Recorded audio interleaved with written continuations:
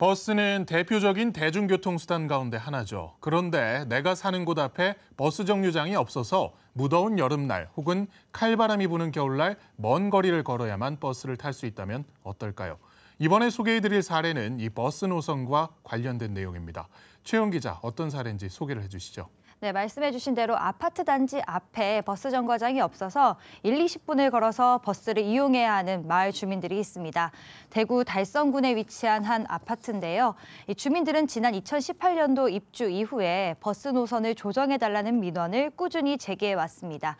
먼저 아파트 주민을 화면으로 만나보겠습니다. 우리가 겨울에 입주를 했습니다. 입주를 해놓은데 그게 너무 추운데 그 바람이 엄청 셉니다. 이 주에 산이 많기 때문에. 추운 날 10분에서 어르신들 같으면 더 힘들고 더 멀은 길을 편찮으시 못 이끌고 가시려 얼마나 힘들었겠습니까? 정말 못 살겠다 이 소리가 나올 정도였습니다. 그리고 더운 날 작년 여름 얼마 덥고요. 더운 여름이 지났습니까? 그 더운 날 땀이 줄줄 흘러가면서 그거 가실 때 병원 가시다 나가고 볼일본다 나가시고 이럴 때 노인들이 뭐라 하냐면 자꾸서 하소연을 합니다.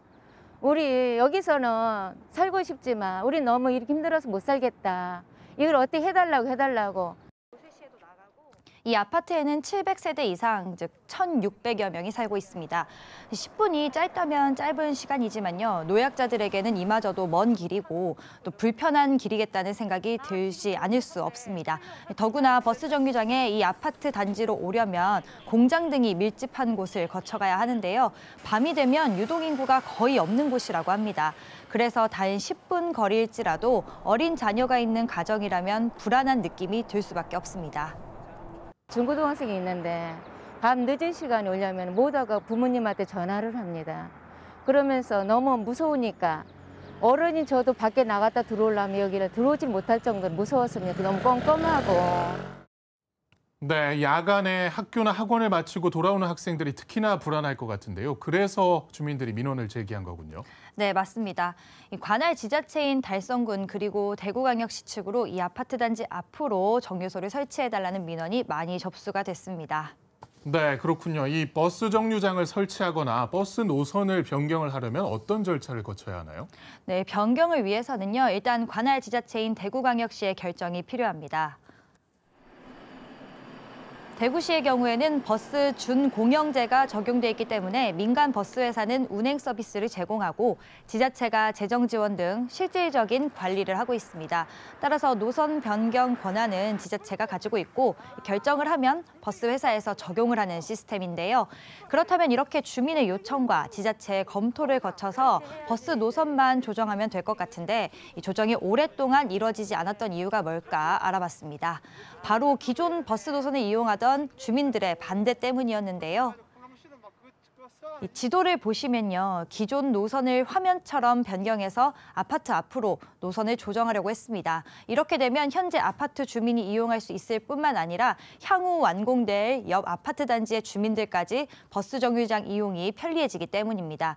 그런데 이렇게 될 경우에 불가피하게 기존 버스 정류장 한 곳을 지나칠 수 없게 됩니다.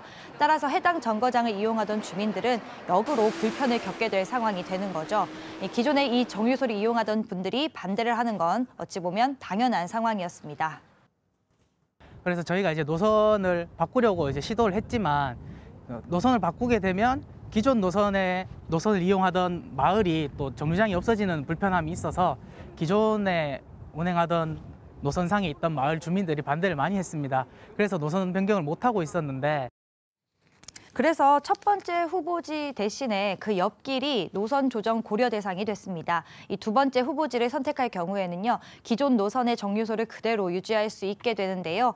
마을 주민 대표들과 또 군청 등이 참여해서 4차례의 회의를 열고 여러 차례의 소통 끝에 마침내 이 도로로 노선을 조정하는 데 합의가 됐습니다.